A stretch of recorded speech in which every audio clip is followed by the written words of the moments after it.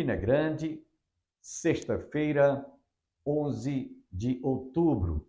Hoje, Campina Grande está aniversariando o 160º ano de sua fundação. É uma celebração que todos nós que residimos em Campina Grande nos sentimos orgulhosos de fazermos parte da história desta cidade. Hoje também celebra-se o Dia do Deficiente Físico, o Dia do Teatro Municipal e amanhã, dia 12 de outubro, celebrar-se-á o Dia da Criança. Todos nós um dia fomos criança e nós sabemos como é bela essa faixa etária da vida. Portanto, são muitas coisas que nós temos que celebrar hoje e amanhã.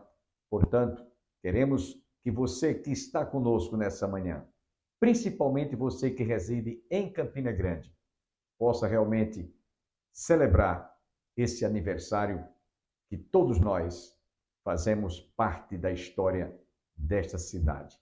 Campina Grande é conhecida e reconhecida como a rainha da Borborema.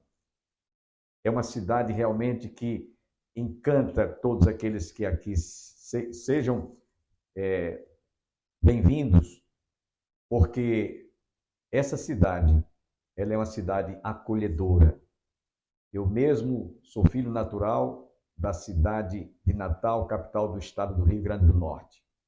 E vim para Campina Grande em 1975.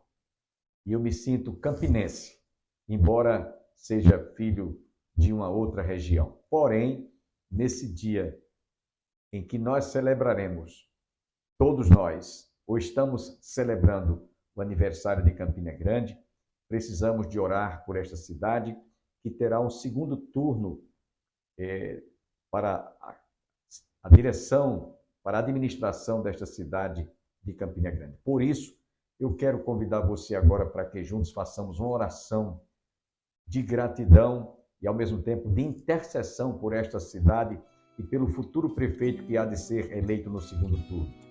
Pai, obrigado porque hoje, Senhor, estamos celebrando 160 anos da fundação da cidade de Campina Grande. Que Tu se digne de abençoar a todos os cidadãos e, em especial, queremos Te apresentar este segundo turno que haverá de ser decidida a escolha do futuro prefeito desta cidade. Que Tu estendas as Tuas mãos para abençoar esta cidade que hoje celebra o seu aniversário. Abençoe a todos os campinenses, a todas as famílias, a todas as lideranças que, ó Deus, possam receber de Ti a direção, a sábia direção do Senhor para dirigir os destinos deste nosso município. Rogamos tudo isso e já Te agradecemos em nome de Jesus. Amém. Antes de ouvirmos a palavra que será ministrada por este que vos fala, eu quero lembrar a todos que desejam receber a palavra de Deus. Abra o seu coração agora para receber o reverendo Hernandes Dias Lopes, trazendo uma palavra muito importante: acolher os refugiados. E em seguida estaremos ministrando a palavra de Deus. A invasão da Rússia à Ucrânia trouxe na sua bagagem milhões de famílias que precisaram sair da sua terra, das suas cidades, das suas vilas, de seus campos, em busca de refúgio, de um seio hospitaleiro em outras nações. O Brasil também tem acolhido famílias que têm vindo. E nós precisamos estender a essas famílias o nosso apoio, a nossa ajuda, dando a elas teto, comida, oportunidades para reconstruírem sua vida, se possível for, retornar depois que esse conflito terminar, ajudando essas pessoas a recomeçar sua jornada. De fato, todos nós somos refugiados nesse mundo. Todos nós precisamos uns dos outros, cuidar uns dos outros, demonstrar o amor de Deus de forma prática. As igrejas têm se mobilizado E nós, como igreja, precisamos dar o exemplo.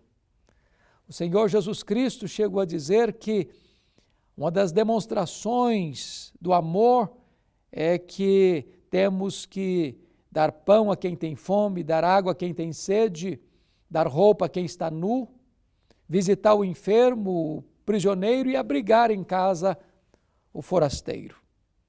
Esse é um tempo de demonstrar o amor a esses concidadãos nossos, porque todos nós fazemos parte de uma grande família, para que essas pessoas que já sofrem o drama da guerra, da morte de entes queridos, de perderem suas casas, seus bens, e buscarem um abrigo, encontrarem em nós um seio hospitaleiro, uma nação acolhedora, uma igreja receptora, lares abertos, que abrem o coração, abrem as mãos, abrem as casas para receberem. Hoje é tempo de abrigar, de acolher os refugiados.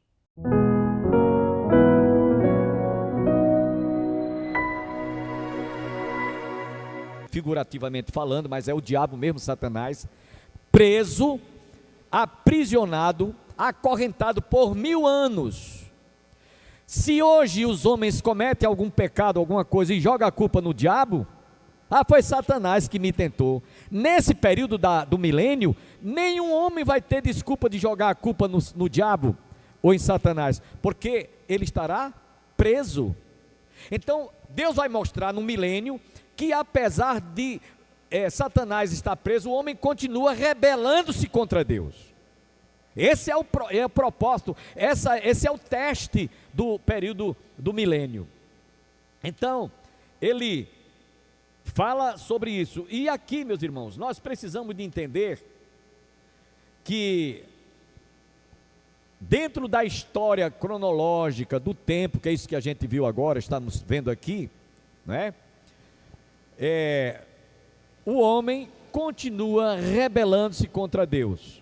Desde o Éden, o homem, o período da consciência, a dispensação da consciência, depois veio da inocência, veio a consciência, quer dizer, o homem passou a ter conhecimento do que é bom, do que é ruim, do que é mal, do que é agradável, do que é desagradável. A partir dali, Deus mostrou ao homem que ele não tinha desculpas diante de Deus, depois que se rebelou contra Deus, ou que desobedeceu a sua palavra.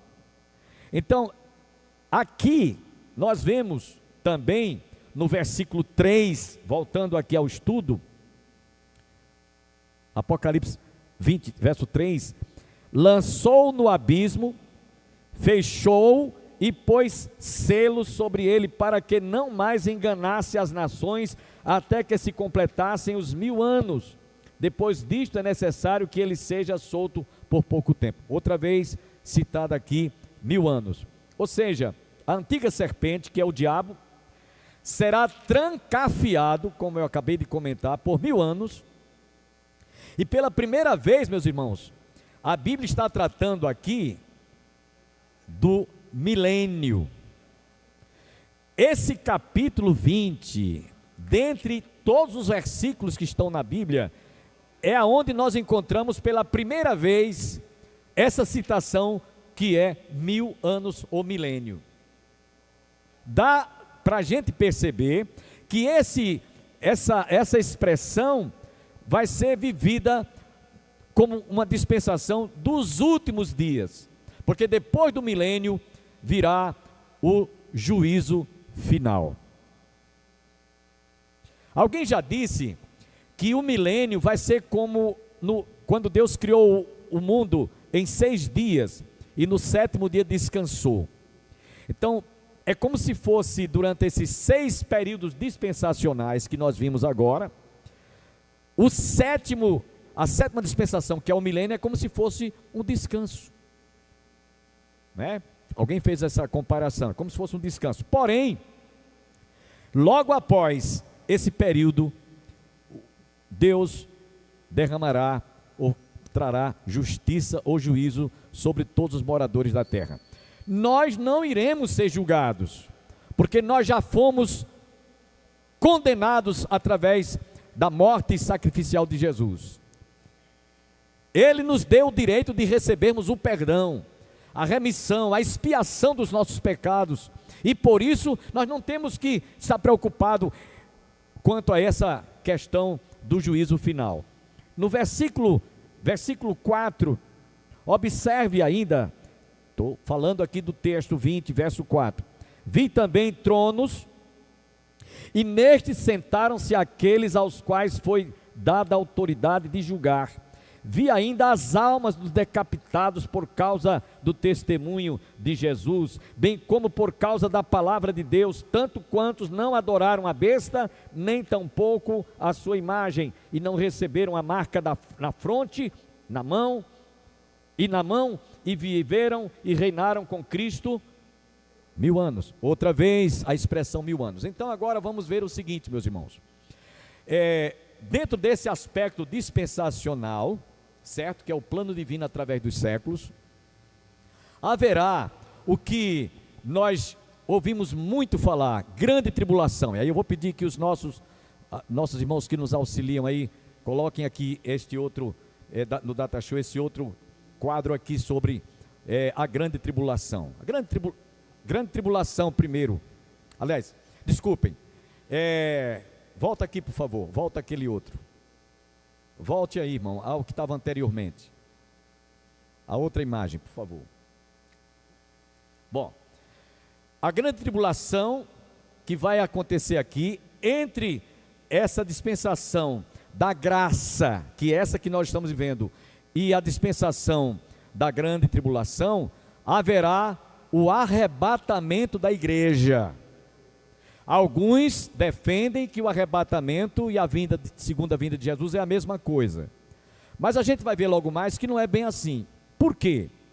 De acordo com Paulo escrevendo na sua carta, primeira aos Tessalonicenses, no capítulo 4, ele fala que os que dormem em Cristo, ao soar da trombeta, eles ressuscitarão primeiro. Então nós, os que ficarmos vivos, seremos arrebatados. Irmãos, eu não posso abrir mão, eu não posso iludir minha mente que isso vai ser a mesma coisa quando Jesus voltar para estabelecer o reino milenar. Eu não consigo. Por quê? Porque está falando de arrebatamento. Lembrando a vocês que eu já fiz um estudo aqui algum tempo atrás sobre as duas palavras que traduzem a segunda vinda de Jesus. A palavra primeira chama-se harpazo no grego. Harpazo é uma palavra que você usa o som gutural, como quem está escarrando. Harpazo. O que quer dizer harpazo? Quer dizer tomado abruptamente, repentinamente, sequestro, tomado assim à força. Essa palavra significa volta de Jesus, em que ele vem até as nuvens. Lembrando a vocês que quando Jesus foi assunto aos céus, lá em Jerusalém, vieram dois varões, dois anjos, e disseram: varões galileus, por que estáis olhando para cima? Este mesmo Jesus que estáis vendo subir, do mesmo modo ele há de voltar. Ora, não está falando do arrebatamento, está falando quando ele vier para reinar, que de acordo com Apocalipse capítulo 1 versículo 7, nos diz que todo olho verá, todo joelho se dobrará e toda língua confessará que Jesus é o Senhor. Aí essa vinda de Jesus está falando de parousia, que também significa volta de Jesus, ou a segunda vinda de Jesus. Todas as duas palavras, elas têm esse sentido. Harpazo, volta, só que é para o arrebatamento. E parousia, que é a volta de Jesus, quando ele vem para estabelecer. Ele já inaugurou o seu reino, a gente vai ver logo mais, aqui na terra, porém ele vem para realmente reinar. No seminário, eu tive um professor que ele ajudou muito a gente a entender isso.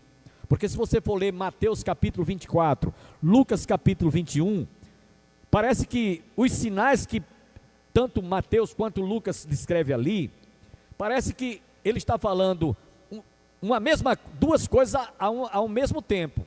Ou seja, harpazo e parousia, mas não é.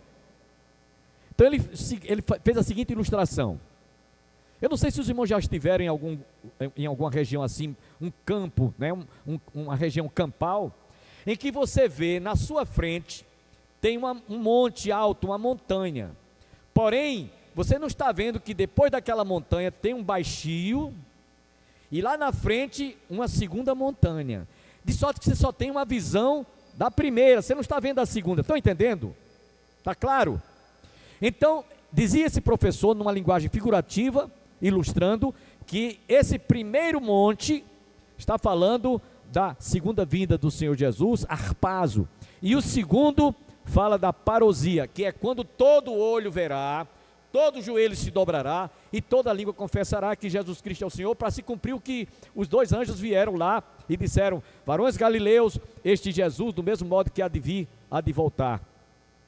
Porque o arpazo, o arrebatamento, não vem precedido de sinais, não, vai ser num abrir e fechar de olhos, como o relâmpago sai do oriente para o ocidente, assim há de ser a vinda do Filho do Homem, no sentido de arrebatamento. Nesse versículo, portanto, fica muito claro que aqueles que realmente serão arrebatados, aí agora vem esse quadro que eu queria pedir, porque eu não tinha, agora me mostra aí o quadro do arrebatamento, né? Para que vocês tenham uma ideia.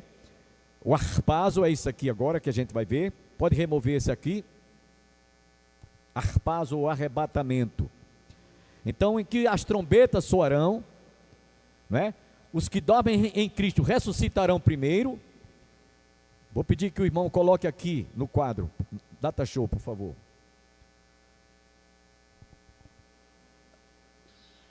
O arpazo, arrebatamento. Arrebatamento. Pronto, é isso aí. É o arrebatamento. Isso aqui. É primeiro o arrebatamento, irmãos. Isso aqui é a grande tribulação, arrebatamento. Então vocês vão ver aqui as trombetas soando e não é o arrebatamento, isso aqui é a grande tribulação, irmão. Eu quero o arrebatamento que tem aí. Isso aqui é grande tribulação. Eu quero o arrebatamento. Pronto. O arrebatamento. Então está aqui. Vocês têm uma ideia, mais ou menos, né, como será, de acordo com 1 Coríntios capítulo 15, versos 22 a 23. Os que dormem em Cristo ressuscitarão primeiro, depois nós seremos arrebatados. Os textos estão aqui, certo? Inclusive falando dentro daquela categoria dispensacional, desde o período da inocência, consciência, depois até chegar à graça, que é esse período que nós estamos vivendo. A igreja hoje está vivendo esse momento em que se aproxima o dia em que o Senhor Jesus há de voltar e vir nos buscar. Eu tenho ouvido alguns teólogos, como o pastor muito conhecido, Augusto Nicodemos, ele recentemente lançou um vídeo que diz: o anticristo já está entre nós. Acho que vocês já devem ter visto, está no YouTube, vocês podem ver, o anticristo já está entre nós. Ora, se ele já está entre nós, então, meus irmãos, já ele vai se manifestar. Aliás, ele já está em ação, em evidência. Tudo que vocês estiverem vendo hoje na mídia, né, é um só governo, é uma só moeda, uma só religião, tudo isso é um prenúncio de que realmente já ele se manifesta. Agora lembre-se de uma coisa: antes dele se manifestar, o Senhor Jesus, obviamente, levará a sua igreja. E aí onde é que vai agora, depois de a igreja ser arrebatada? Depois vocês vejam os textos, 1 Coríntios 15, versos 22 a 23, 1 Tessalonicenses capítulo 4, no capítulo 2 ele diz que há um agora que o detém, que é o Espírito Santo que está na igreja e com a igreja, até que seja retirado. E ele diz ainda mais, Paulo escrevendo lá aos Tessalonicenses diz que só há um agora que o detém, que é o Espírito Santo. E convém que haja apostasia, e nós estamos vivendo nesta época da apostasia, estamos vivendo exatamente esse tempo. No versículo 5 ainda do capítulo 20, nós encontramos, que aqui é onde que a gente vai entrar na questão da ressurreição, para depois chegar para o milênio. No versículo 5, Apocalipse 20, versículo 5, os restantes dos mortos que reviverem que reviveram até que se completassem os 1000 anos. Esta é a primeira ressurreição. Outra vez ele fala aqui os 1000 anos, enfatizando que é literal. Não é uma questão de simbólica de ser um dia, embora Pedro diz um dia para com o Senhor é 1000 anos, 1000 anos como um dia. E aí, meus irmãos, queria que vocês pensassem comigo por alguns instantes sobre esse período em que os restantes dos mortos não reviveram até que se completasse os 1000 anos. Esta é a primeira ressurreição. Ou seja, no versículo 6, para a gente entender o versículo 5, ele diz: bem-aventurado e santo é aquele que tem parte na primeira ressurreição. Sobre estes, a segunda morte não tem autoridade, pelo contrário, serão sacerdotes de Deus e de Cristo, reinarão com ele os 1000 anos. Outra vez, a ênfase, os 1000 anos. João fala, meus irmãos, daqueles que são bem-aventurados, que fizeram parte da primeira ressurreição. São os salvos, os remidos, os que foram comprados e lavados pelo sangue de Jesus. E ele no versículo 5 ele diz que os outros, o restante, que não foi arrebatado, vão ficar para a segunda ressurreição, e essa segunda ressurreição será para juízo. Essa primeira aqui é para aqueles que, quando o Senhor Jesus vier, nós possamos ir ao seu encontro no arrebatamento. E os que ficarem, o resto, ele diz aqui no versículo 5, os restantes dos mortos não reviveram até que se completassem os 1000 anos. Esta é a primeira ressurreição. Aqueles que foram ressuscitados, que foram ao encontro do Senhor, e os que ficarem serão os ímpios.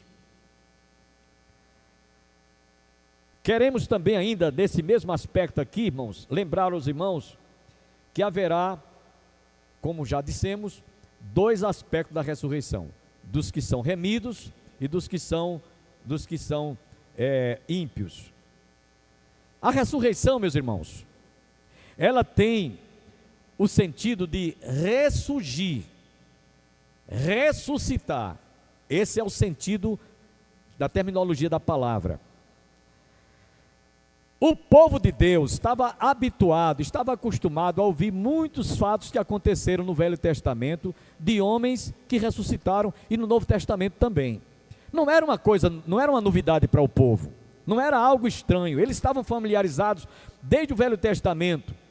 O povo de Israel conviveu com fatos e acontecimentos de pessoas que morreram e ressuscitaram. Quero lembrar apenas 3 no Velho Testamento. O primeiro deles é o filho da Sunamita, está lá em 2 Reis, capítulo 4, versos 32 a 36. Eliseu, quando se hospedou na casa daquela Sunamita, ela era Sunamita porque era da cidade de Sunem, ele percebeu que ela não tinha filhos, e ela desejava ser mãe, e aí ele disse para ela que, quando fosse com o período de gestação, ela daria à luz, e ela deu à luz a um filho. Porém, esse menino, e ele foi embora. Esse menino, passado algum tempo depois, o menino adoeceu e morreu.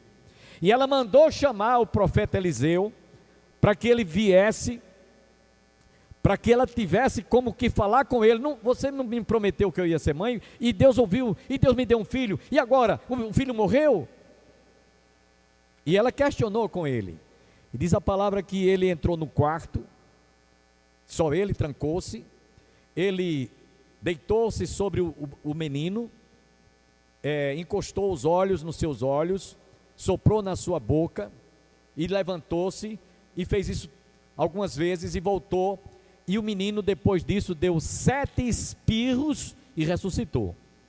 Esse é um fato que todo o povo de Israel tomou conhecimento, através da experiência de Eliseu. O segundo quando, vocês lembram aquela história do profeta velho, Eliseu, quando morreu, está lá no livro de 2 Reis, capítulo 13, versículo 21, e eles estavam sepultando uma pessoa no túmulo de Eliseu, E quando o corpo de Eliseu, quando o corpo daquele defunto tocou nos ossos de Eliseu, ele ressuscitou. Segundo exemplo de alguém que ressuscitou no Velho Testamento. E o terceiro e último, que eu queria que vocês refletissem comigo, é Jó. Jó, ele não chegou a morrer, mas ele em vida, no capítulo 19, versículos 25 a 27, olha o que é que Jó disse. Jó tinha certeza da ressurreição, porque eu sei que o meu Redentor vive, e por fim se levantará sobre a terra, depois revestido este meu corpo, da minha pele, em minha carne, verei a Deus, vê-lo-ei por mim mesmo, os meus olhos o verão e não outros. Ora, Jó tinha essa certeza, Jó tinha essa convicção. É como se Jó tivesse morrido e ressuscitasse, porque ele cria que quando um dia ele estivesse diante dessa realidade, ele disse, conforme ouvimos, foram as suas palavras: bem sei eu que o meu Redentor vive, e por fim se levantará sobre a terra, e depois revestido este meu corpo, na minha pele, em minha carne, verei a Deus, vê-lo-ei por mim mesmo, os meus olhos o verão e não outros. Então observem que havia uma convicção, havia uma certeza de que aqueles que viessem a morrer ou dormir no Senhor, um dia ressuscitarão. E nós tivemos esses exemplos aqui.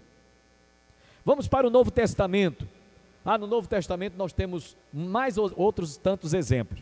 O filho da viúva de Naim, está lá em Lucas capítulo 8, versos 49 a 56. Jesus ressuscitou o filho da viúva de Naim. A filha de Jairo, o filho da viúva de Naim, outro exemplo, está lá em Lucas capítulo 8, versículo 49, a filha de Jairo. Lucas 7, 12, o filho da viúva de Naim. Um outro exemplo está lá em João capítulo 11, foi a ressurreição de Lázaro. Todos ficaram admirados, porque Lázaro estava morto já há 4 dias. Inclusive, naqueles dias, alimentava-se uma crença no meio do povo, que se alguém ressuscitasse um morto, já passados 4 dias, este seria o Messias. Foi por isso que João dá ênfase, já estava morto e sepultado há 4 dias, para que ninguém tivesse dúvida que Jesus, quando ressuscitou Lázaro, tratava-se dele ser o próprio Messias. Então ninguém teria desculpas, havia essa crença naqueles dias. Lázaro, portanto, também foi um outro exemplo que ressuscitou. Eutico, estão lembrados lá em Atos capítulo 20, versos 7 a 12, Paulo estava realizando um discurso e foi até meia-noite, e tinha lá um rapazinho por nome Eutico, que estava ouvindo, pegou um cochilo e caiu lá de cima, e quando ele caiu, morreu. Porém Paulo foi lá, orou pelo rapaz e ele ressuscitou. Um outro exemplo para a gente lembrar ainda, foi o de Dorcas, Atos capítulo 9, versos 36 a 43.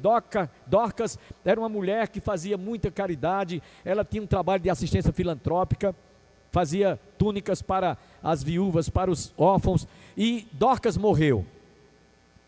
E Pedro tomou conhecimento que Dorcas tinha morrido, e foi até lá onde ela estava, e orou por Dorcas, e ela ressuscitou. Vamos ficar devendo a conclusão desta palavra na próxima segunda-feira, se Deus assim nos permitir. Lembrando a todos que o nosso programa tem a duração, ou é exibido sempre de segunda às sextas-feiras, com a duração de 30 minutos. Por isso, vamos ficar devendo a conclusão desta mensagem. Mas nos instantes finais do nosso programa, eu quero formular um convite, deixar um convite para você, na sua cidade, no seu bairro onde você reside, há um templo evangélico. Nesse domingo, vá ouvir a palavra de Deus. Mas se você reside em Campina Grande e deseja fazer-nos uma visita, como sempre eu tenho falado, a nossa igreja é fácil de localizar. Ela fica às margens do Açude Velho, no início do giradouro da Avenida Brasília. Nós temos a EBD, Escola Bíblica Dominical, pela manhã do domingo às 9 horas, culto divino às 18 horas. Às terças-feiras nós temos culto de oração pela família, vem orar conosco. E às quintas-feiras nós temos estudo bíblico. Portanto, venha participar de um dos cultos em nosso templo, que muito nos honrará. Nós vamos encerrar o nosso programa ouvindo mais uma vez o cantor e pastor Luiz de Carvalho interpretando esta música, Eu Vejo o Teu Poder, Senhor. E até a próxima segunda-feira, se Deus quiser.